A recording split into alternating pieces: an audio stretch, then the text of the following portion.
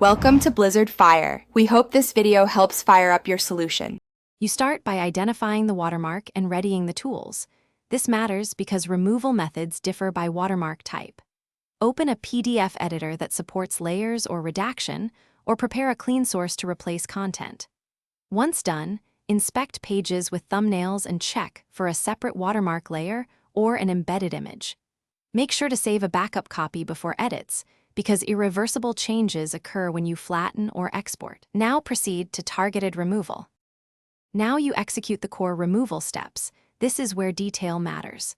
If the editor has a remove watermark function, apply it, then validate every page because automated tools miss embedded marks.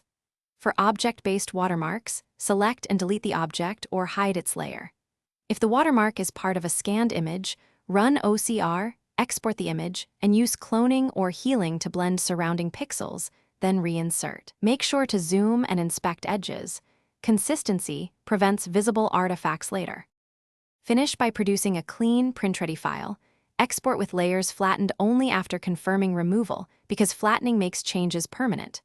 Once exported, open the result and inspect at 100% zoom, then print a single test page to check for residual artifacts or misaligned backgrounds.